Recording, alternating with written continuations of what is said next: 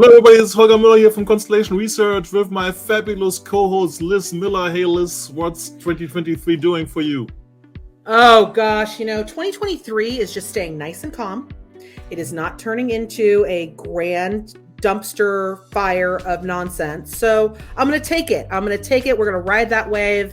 But more importantly, Holger, do you notice something a little bit different about our surroundings today? It's so sparkling. We have a double It's like occasion. Sparkly. It's festive.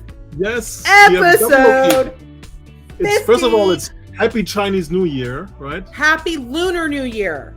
Lunar New Year. Happy Year of the Rabbit, everybody.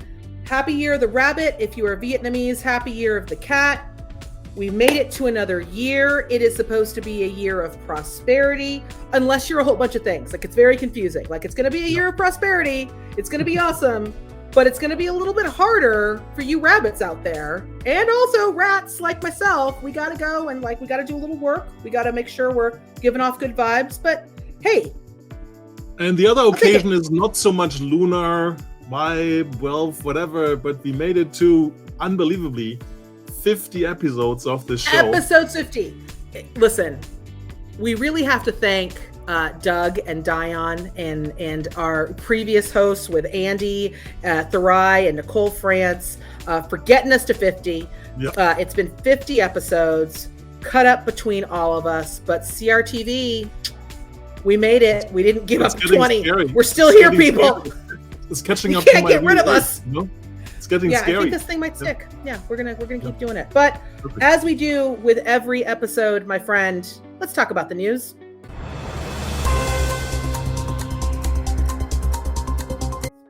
Let's talk about the news, yeah. And the news are kind of like gloomy, right? So who is not yet? It's a little. Left? Is there anybody else? There's lots of people left. No, I mean not letting people go. I mean. Which is, of course, unfortunate. We feel sorry for everybody who's affected. But on the bright side, this might be really the chance, because we talk about the great resignation. It could be the great reassessment, which I refer much more. So do you really want to work for a tech company, right? Aren't there not great end user companies in other parts of the country which may not have such great weather, but have lower cost of living, better work-life balance? Isn't it time to change hats and go from the vendor side to the user side? Yep. But I also think that this feels really familiar, and you and I have seen this cycle before, right? Not that, I mean, you and I, now granted, you and I are like super spring chickens, like we just got here. Wow, what is this technology thing? Oh my God, computers turn on and off. This is super cool. But you and I have seen this cycle a couple times now, right? And I think that there was a really great analogy for those of you who do not get a chance to regularly watch our sister program, our big sister, our big brother in Disrupt TV. There was a great conversation that was happening last week in a conversation around kind of this S-shaped learning curve, right? When things come up, they come down. And I watched this great interview with Jeremy Pope, who is in a terrific movie that has been much lauded. And he was talking about how he always used to worry about his emotions. They would go really high up and then really high down. So he was talking to his therapist about I'd really just like to be in the middle. And the therapist said, listen, your heartbeat is an up and a down. If you stay in the middle, you've flatlined. So maybe that's not where we want to, maybe that's not the goal of where we want to be. But I think of that a lot when I hear a lot about the conversations around the layoffs. We had heard the really big high, right? Pandemic brought these amazing sales cycles. We had great innovation cycles. We brought on a ton of salespeople because we just had to keep up with demand. We weren't going to get caught off guard by not being able to service all this demand. Transformation, oh my God, 5 years of transformation in 6 weeks. Oh my God, it's amazing. We're now at the downside of this. Like the pendulum has swung all the way down. We're at that bottom of that S curve. And, I think one of the really interesting things, and I think to your point, Holger, a lot of folks who are unfortunately seeing the downside of that and who have unfortunately kind of feel like they might be losing their way. They just lost their jobs, all of these things. I've been in that position again. And I can honestly say, you are either going to take that as an opportunity for your own transformation and your own launch. Do you find something else? Or do you do what a lot of these executives have done in the past, which is start something completely new, where now all of a sudden, think of all the business applications that we have today that were crazy ideas 15 years ago that were actually born on the heels of the .com bust and everyone from Excite.com getting showed the door. So yes. I think that we're kind of in that cycle. So I think a safe prediction is, yes, there are a lot of layoffs that are happening. The numbers feel really big, but when you look at the percentages, really you're looking at, on average, they're about 10%. It's a lot of the smaller companies that are kind of getting ready and trimming down that are in that 25 to 50%, Twitter being the kind of the outlier in that. But I think you're starting to see a lot of belt tightening. I think we're starting to get realistic about what's going to happen in the year ahead.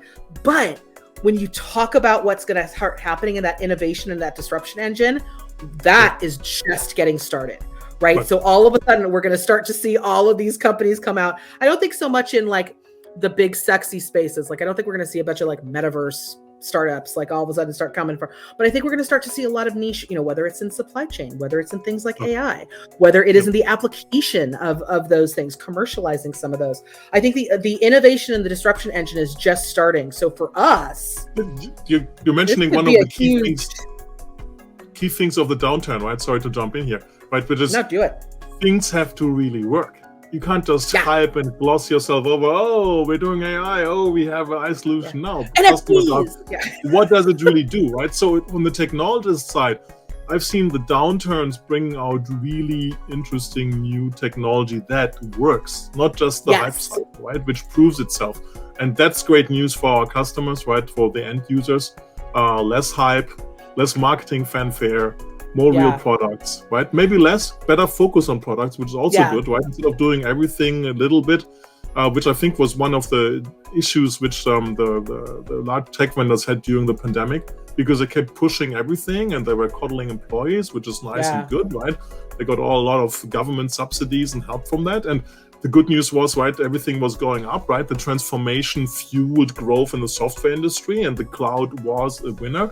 I also think the cloud will remain a winner from this perspective, but the cloud percentage from a revenue perspective, the large tech vendors is not large enough for them not to take these precautionary, typically 5-6% layoffs, which by now seems to be, you said it correctly, right, Liz, the pressure from the investor side say, hey, don't you have a little bit too much, right? And then did you hear, shall we talk about Twitter, right? I mean, if the number is correct, right, Twitter is running like this with 250 people. Down from 8,000? Twitter, I think, is, again, I think Twitter's always going to be the anomaly because, yes, it's running, but is it running to make money? And that becomes the big question, because I think that's what you're going to start to look at. Because right now, they are running, but they are not making money. It's the business question, right? For me, from the technology question, putting my product on, how many people do you need to build new product, which they're doing, and to keep the lights on? And so, but basically, if this is the bare minimum of 250, so that means 15 times more people for one active person who are doing the surrounding things, not just marketing, but content moderation, advertisement, government, liaising. But you also have to. But I think Twitter's probably an unfair conversation for this, and so I'll veer us into another area, because I think that when we start to talk about, like the big news that's breaking this week, of course, is activist investors, kind of heading into Salesforce. I think Salesforce is with Elliott Management taking a stake in Salesforce. I think the headlines and the worry is going to be the rockiest part of that. But for Salesforce, this could actually be a really interesting and potentially good move for what Salesforce 2.0, what the next big incarnation of Salesforce is going to be, because you and I were talking about this before. It sharpens focus. It, it tightens the belt. It asks people to do really uncomfortable things that kind of suck sometimes, right? It's not fun to lay people off. Right, like that's like that. It's not I have had to do it way too many times. It's not Ohana. It is not Ohana. It can be handled in Ohana though, and I think that's where the difference comes in. That's important. When you've built a culture like you've built at Salesforce, you can make these hard decisions yet do it in a way that has empathy and kindness and all the things that are really important to Salesforce. But it will focus what that next round of innovation and what that next round of release starts to look for. And I think, again, just like we're talking about in what those products start to look like, we're not the dreamer products, we're the application products, we're the things that work products. Salesforce. And the good news is, for Salesforce, the foundation is there, right? Genie is genius, right? Somebody wrote the report. I'm just kidding. Who was that? Oh my gosh, I think the guy's name was Holger Mueller. It's the guy with the accent, right? The guy who runs around in poker shirts, right? So, Doug Henschen technically has an accent, so let's not do that. That's right. Yeah, he has a German accent too, right? But I think you're right. It's about what works and how do we sharpen that focus. Right. I think that you're also going to hear a lot. There's lots of buzz around what's happening at Avaya, oh my God, they're bankrupt. Well, no, they're restructuring their debt, and those are two completely different things, right? Completely. So I think that over the next 6 months, I would encourage people as we're starting. Here we are at episode 50. I think the news and the kind of the headline starts to be, let's be really specific about what we're talking about here. Right. And there's a difference between being insolvent and going bankrupt and closing the doors and laying everyone off. And there's nothing left there, and restructuring. And so I think we're going to see a lot of restructuring over the next 6 months. I think you're going to start to see either layoffs, org changes, or you're going to start to see some type of proceeding, whether it's in court with something like filing a bankruptcy motion or restructuring out of court for those types of things. So I think what Avaya is doing right now is certainly that restructuring of their debt load, but they're still moving forward with applications and tools and cloud-based tools that work. So again, not so much the dream, but what are the things that work? And I think the guidance for our end user customers is what seemed to be like the idea where you think, why are they doing this? Is this really gonna work? Well, money is cheap. Everybody wants to do this. Those things will probably be restructured, cut off, stopped, right? So in your buying decisions, or if you're running software in that part, if your vendor struggles to get to profitability, as a startup says, as much as I love startups, careful what you're gonna bank on, because you might be there for a rude awakening. And with large portfolio companies, the same thing, right? There will be more or less ruthlessly having to focus on what brings in the money, what they have to invest going forward, and all these also-rans, there will be some pruning. Yeah. So as much as I teased you last year about 2022 being the year of business acceleration, it was the year of Holger. Is this year going to be the year of acceleration with purpose?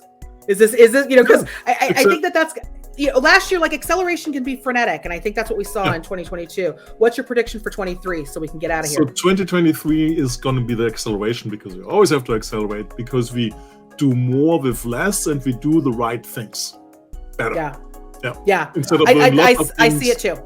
Yeah. I think it's going to be, instead of, it's funny because people are like, we're going to see so much innovation in these spaces. And I'm like, where we're going to see the innovation are in spaces that haven't really, if we're being honest, innovated in a decade. And they're going to make minor shifts, and we're going to call it innovation, which also isn't fair. But I think for the end users and the buyers, there's always going to be hype. There's always going to be some type of crazy, futurist, like what could happen out there in things like the metaverse. But I think we're now starting to see where those big concepts are turning real. Absolutely. Field service, in my world being two great places. Okay. That does it for the news. We've got a great episode for episode 50 coming up here. Stick with us for the fastest, longest 30 minutes into enterprise technology. Is that what we're going with now? I think that's our official tagline as we head into, as we start to race towards 100. But we're almost there, folks. Stick with us. We'll see you in a bit.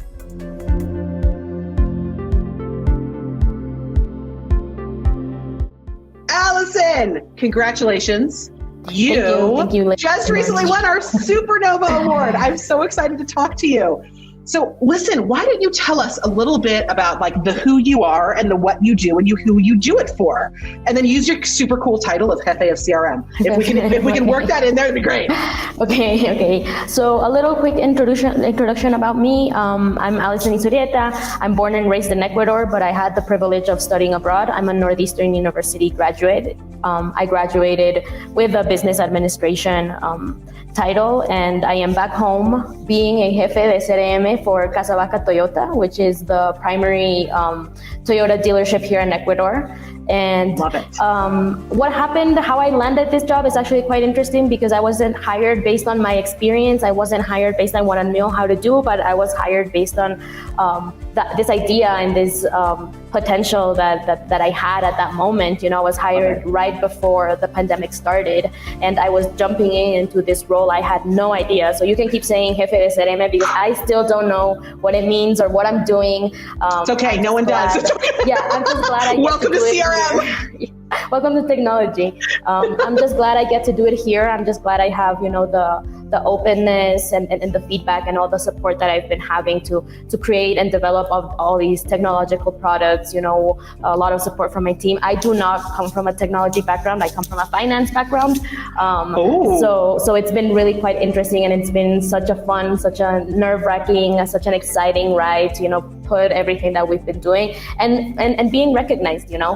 Last year we won Breakthrough Customer of the Year with Sugar CRM, which are our main partners, and now this. So it's just a huge jump, a huge leap that we have listen here. You and the team definitely deserved it. So listen, I want you to kind of showcase for me a little bit about what were some of the big problems you guys were looking to solve? Because especially when it comes to automotive and, you know, selling, and you're with Toyota, I think there's kind of that traditional way of someone walked onto the lot, jump on them, make them buy a car. Like there's that attitude, but then there's this kind of new way of developing that relationship and having all of that data and having all that information ready for the organization. So tell us a little bit about kind of the challenges you were looking to face. Yeah, so a lot of the things that you were saying are true, but they are especially true here in Ecuador, where we're very, very traditional. You know, we are a country that hasn't 100% adopted, you know, internet, e-commerce use, and people shop for very, you know, pricey things in a very traditional way. I think that the pandemic, after all, really forced just the entire industry to move towards this more dynamic kind of sales funnel, and interactions with your customer were no longer, you know, in person. So that's kind of how we moved, and we had this openness to try these new ideas, you know, to integrate all our digital channels, you know, to start coming up with new ways to connect with our customers, to having, you know, instead of us waiting for the customer to show up, we would take the cars to the customer. You know, if you want to test drive, we'll take it to your house. You know, you need a video call, we'll video call the car. You know, you can send pictures, you can fill out, you know, finance documents, all, you know, not having the customer present. But one thing was kind of having this idea, and then the other thing was making sure that you have a CRM, that you have, you know, this database that is solid enough for you to be able to keep track of every single interaction you have with the customer. So I think I think that I don't want to like brag about it too much, but I think that no brag, do it. I think we're pretty ahead of on our industry, even though in general our industry is pretty behind, you know, and I'm talking about US and everything, you know, having these e-commerce things and everything. I think we're pretty behind, but after all, we are training our customers, you know, because I think everyone was going through this transformation. So just to have the technology for us to be able to keep track and be like, oh, I already sent you this picture. Okay, you already talked to me about this. Okay, I'm taking the card to you. You know, it really helped having, you know, the technology, but also a customer that was, I guess, ready for this. Yeah, but you also needed something where the tools and the solution that your teams were going to use, people within the organization, something that was easy enough for them to be able to use so they didn't feel intimidated by the technology, right? Like, 'cause this wasn't exactly something like, okay, we've been using this for so long, we know how to do it. Yeah, and it's hard because we always say, you know, the end customer, the person that purchases the car is always going to be, you know, our main user. But actually for our CRM, it's not, you know, it's the salesperson. And the salesperson is this extremely, you know, I was going to say complicated, but I'm going to say unique. And they want things fast, you know, they want things simple. They're very specific about whether they're going to use it or not, because they can just as easily say, you know what, no, I'm sticking to the pen and pencil and I'm calling all these people and I'm selling the way I want to sell. So you have these both sides, you know, you have making sure that the end customer has a seamless experience, but also the user adoption that we have in-house is also seen as an advantage. So we had a lot of fun. We had a lot of fun testing, do you think this is too long? Do you think there's too many steps? Should we automate here?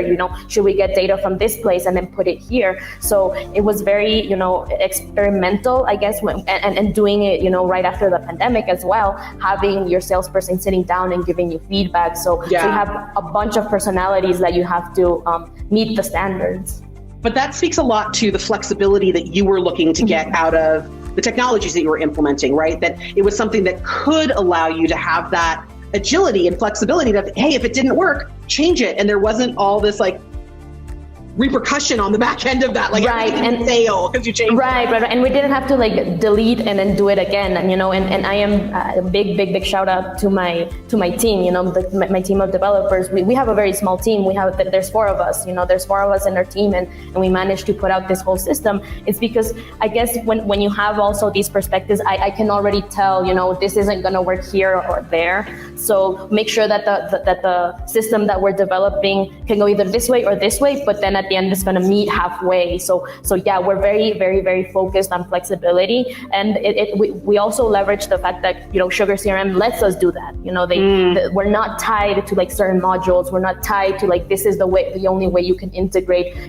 We've just put a lot of our own development outside and then just put it in seamlessly. So we've never had any problem, with adding our flexibility and our personalization, because the way that we sell cars is very specific to our own company even. Yeah, I love that. So what's next? What's the next hill that you're going to climb in technology in this transformation? I mean, is there something that comes after Jefe? I don't know. I don't Owner. know if there's another owner. Oh! No.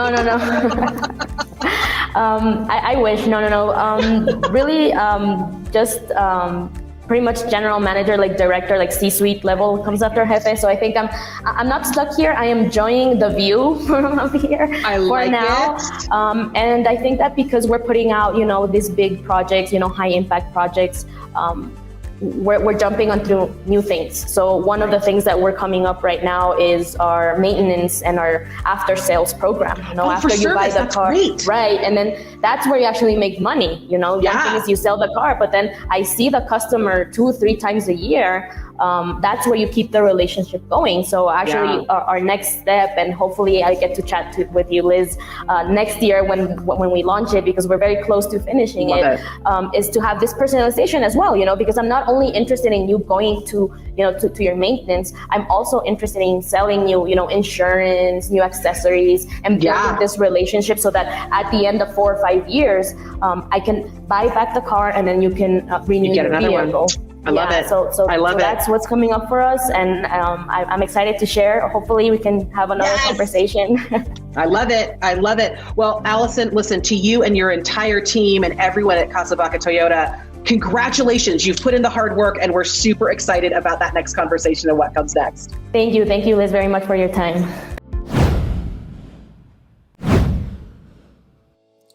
Hello everybody, it's Holger Mueller here from Constellation Research with my fabulous co-host for this long 50, Liz Miller. Hey Liz. What's happening, Holger? We have got an amazing new guest in the salon. Exactly, a man of culture, a man of the Commonwealth, and a man of Ceridian, nobody else than David Ossip. Thanks for being here, David. Hey guys, pleasure to be here today. Thanks for having me. Are you ready for the fastest 5 questions in enterprise software? I think I'm doing well here. I've got the list up in front of me. All 50 questions or so. I'm ready to go. Excellent. And you're our guest, David, so you can pick the first category, ask the first question, can say if you want the answer from Liz or me. Great. I'm going to go for Liz. Liz, who was your personal hero? Oh, my dad. That's the easy one. My dad, absolutely. I guess it's a combination of my dad and my mom. I mean, my mom's kind of a badass, if I'm allowed to curse for a second. Came from Korea, ended up with a PhD in gerontology and sociology, kind of did it all on her own, and managed to not mess up, hopefully, a kid too badly. So definitely mom or dad, always right up there on the top. Okay, David, what's your least favorite word? No. No. Okay. No. Oh, interesting. I like that. Okay, David, you got to fire another one off. Okay, I'm going to go after Holger over here. if you had to take another job, what would it be? Good one, yeah. No, I love the industry analyst job, but I probably would go maybe back to building software. Maybe if I can pull it up, be a coach of something. Maybe go back to volleyball. Maybe go back to fitness or something. Not sure if you can make a living with that, but that's what I would get back for. This was in the career category, David? That was a career category. Yeah, okay. So my question for you, like, what trait has helped you most in business? Persistence. And how do you I like the that? persistence and the no. Like I'm getting a general trend here, David, that there was not a whole lot of stopping you. There's no persistence here. Yeah, no's different. No's an obstacle to moving forward. And often if you're someone like me where you create businesses, you are going to come across a lot of people who will give you reasons as to why it's not possible, why it can't be done. And if you want to disrupt, you have to move forward. So you need to see possibilities. Persistence goes hand in hand because as in most things in life, it takes a long time to get going. And there's a lot of times where you're exhausted and you're tired and it might not be going well and you might have to reboot and go a different direction. But I find that if you just stay with it and persist with it, with kind of a sense of optimism, you overcome and you do stuff. And that's been my philosophy. Love that. Love that. Okay, questions yours. Great. I'm going to go to the next one. I'm going to go back to Liz over here. And let me try this one. If you can choose starting tomorrow, work in the office or work from home? Well, I think that's probably the unfair question since all of Constellation is virtual. So I think it would be a massive culture shock for all of us if we had to work in the office. That, and I'm not sure Holger and I would get a whole lot done because we'd be nitpicking and arguing with each other too much because that's just us. But it's interesting. I will say, socially, I'm a person who likes the office. But for like actual work and focus, which I really need in this job, I'm saying staying at home. It's been a good path. You just moved home, right? So did you upgrade your home? I did. No, a little bit. Yeah, upgraded the home, upgraded the office a little bit. So I'm enjoying it. Okay. What was your favorite job so far in your career? I haven't had many jobs, would be the way that I would describe it. The one job I had coming out of college lasted only a few weeks. At the time, I was working in a bank and saw an opportunity to do something a bit different.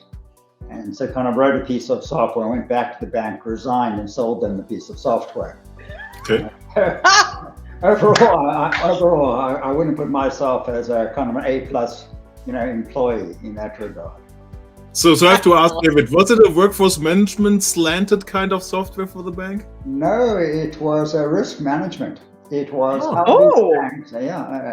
do banks price risk in the pricing of the various types of instruments, and how do you allocate capital, abide by the BIS guidelines, and do kind of pricing across the entire relationship. Surprisingly, not many people, I think, know that I actually come out of more of a quant background. Workforce management and HCM is something I just fell across. So now I have to blow our schedule out. So how did you even get into workforce management? Why didn't you stay in risk? There's much more money to be made there than with this difficult scheduling and other stuff and HR stuff. I mean, banks have more money for capital management than for HR software. So, my history is I start off and I was a very young kid. I was just out of college and I had sold this risk management system to one of the big banks in Canada, the CIBC. And I went off to business school, and at business school, all of the job offers I was getting was in strategy consulting around banking. And I didn't really want to become a strategic consultant. I tried it for a summer and it just wasn't for me. It goes back into that, not a great employee. Can't wear t-shirts in the sea, right? Yeah, and At the same time, my dad, who I really admire, had a number of businesses. One of them was in workforce management in Southern Africa. And him and his partner had built the solid state device to do access control and time and attendance, really across industry, across mining in that particular region. And it was a small company, about 5 people, and they were making about $5 million of cash profit per year. And I thought, hey, wow, this could be a great idea. So in my final half year at business school, I called out to 550 different organizations in the Massachusetts area. And I surveyed them as to, hey, what would you look for in a workforce management system? What are you currently using? Compared it to the tech being used in that region to the tech being used in North America, and found that the tech had actually leapfrogged North America for a bunch of different reasons. So when I graduated, I deferred one of these strategy positions, and off I went to South Africa, and I sat there for about 6 months, and I learned the hardware and I rewrote the software, and I brought that back to North America in about 93. And that company grew like wildfire. Huge customers like Toyota and Michelin, Schneider, Siemens. And that company was sold in 97 to a Japanese company. Right. And then, as you know, I moved over to another workforce management company before starting Dayforce and such. So that's how I landed into it. Wow. Yeah, because if you're listening to this and if you're looking at workforce management scheduling, there's a high chance that David has his fingers in the system. He's written something right? So in there. I love it. You can't escape an Ossip system, right? Like three times workforce management. Yeah. We're now working with one of the airlines, and the system we're replacing is a system that I wrote in 97. Oh God, were you like, oh boy, sorry. That was my reaction. You need somebody who knows that. Excellent. That's awesome. Right. That's awesome. Your turn, David. Ask a question. Okay, I'm going to go back to Holger over here. What inspires you and inspires others?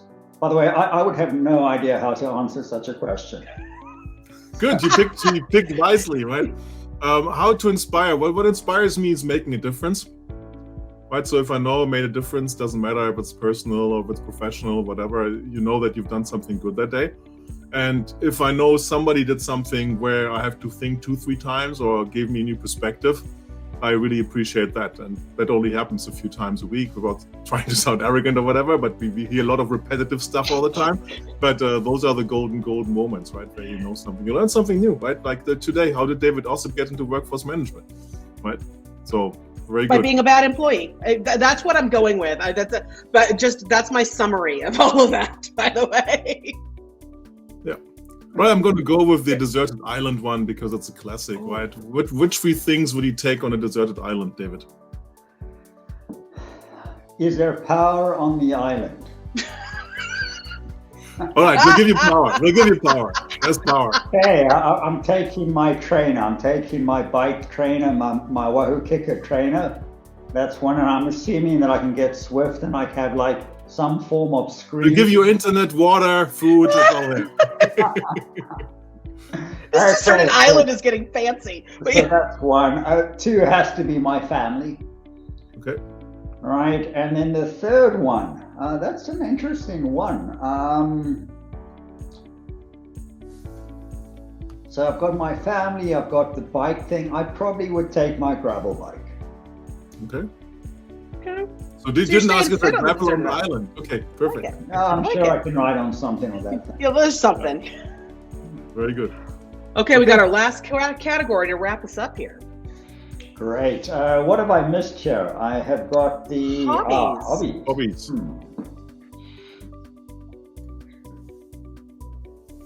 Okay, so I'm going to ask this one question, which is an obvious answer to it at this particular time.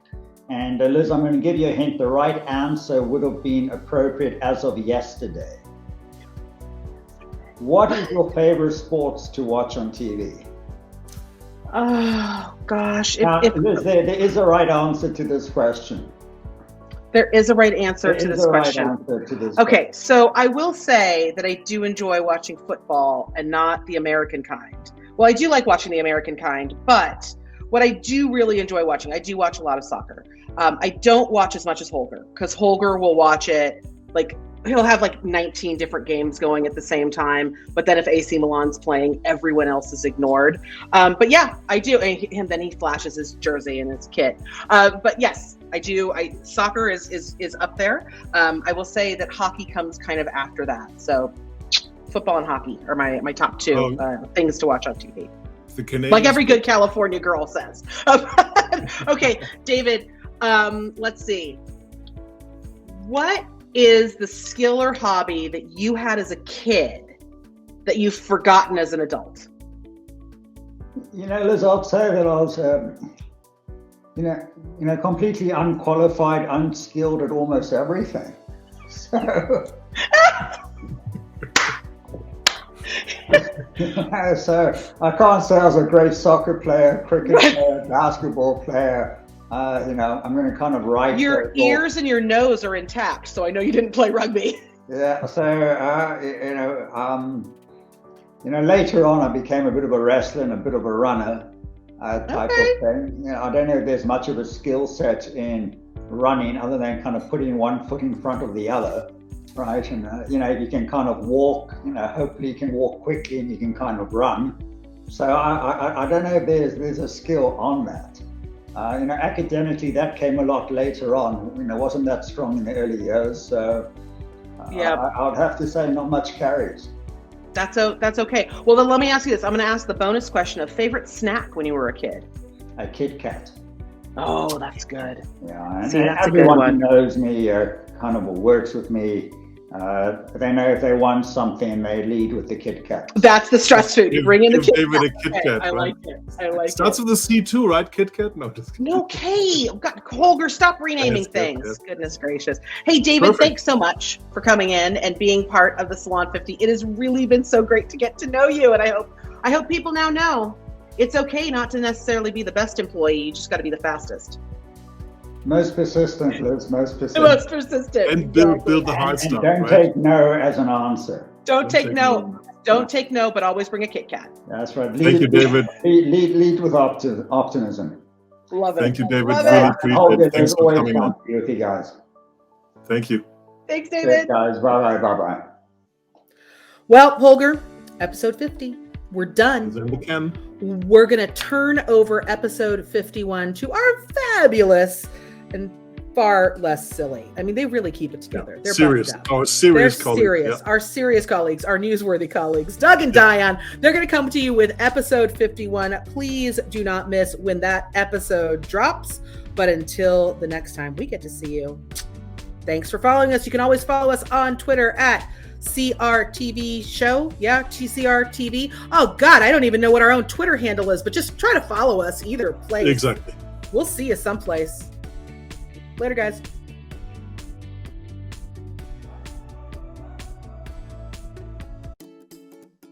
Okay. Here comes our cacophony of sounds that Hannah gets to put in the bloopers. CRTV with Holger and Liz. We normally don't have a lack of bullshit to talk about. 2023 is still the year where I haven't mastered the art of the bun. I had my hair cut for the first time in almost 3 years. But how much? I was strongly advised by a German hair professional that for the better health of my long hair, it's about time to take. Now you're going to be confused. You gotta trim up a little. 5 centimeters off. Show me 5 centimeters, Liz. I just don't like the virtual background or the blur because it kind of like cuts off. It like cuts very close to your face, so you lose like all of your hair. All of a sudden, like my headphones will be gone, so it'll just look like I'm just wearing like this. And I'm like, well, that looks stupid. Hannah's wearing a bun too. It's an infection. It's spreading. It's 2023 and we're still talking about hair care. I'm so excited. It's 2023. We're going to talk. We should have a whole CRTV special edition. CRTV, the hair show. Look, and boom, folks, this here just we happened. Liz and me extended extended The the advisory skincare. for I'm telling you, I hair worked care. for way too many years in professional skincare and had to research. I can do vitamin supplements. I can do skincare. I Hey, can do don't spoil skincare the beans. analysis. Hey, we just doubled from do it hair all. care to skincare. Don't mention what else is in the pipeline, okay? Psh. Oh yeah, no. Yes. Hair care and Right. skincare with Liz and Right. Holger in 2023. Exactly. It's like you can book us for an hour, and for 30 minutes we'll talk to you about your technology, and for 30 minutes we'll talk about your personal health routine. It's Yeah. really gonna talk about work-life balance. Holy crap! Exactly. Work-life balance. No more advisory without personal care tips, right? Right. Holger can tell you what type of weird body roller or massaging implement you can take with you. What's on the right global workout? Diet research. change. I'm big on diet change. I've Diet over a change. quarter of Holger went vegan. plus It's under my belt. Yeah. we got a lot of stuff that we can pack into an advisory. And now So that much Hannah's doing potential. sizzle reels for everybody, we just got a whole new line of stuff that we can do. So I have to look up the news real quick. Look at that, Holger. Ooh. I can feel the bubbles. Right. It's like champagne. Yeah. I have found that the only thing that I intend to use it for is to have it write all of my leave me the F alone, I don't want to buy your stupid thing responses to everyone who sends me emails or LinkedIn messages about things I can buy from them. But I'm thinking that I should respond to them only using ChatGPT generated text. And the request that I'm going to put to ChatGPT is, please provide a response to a incompetent sales rep who is selling me something I absolutely do not want, and make the reply sarcastic and a little bit mean.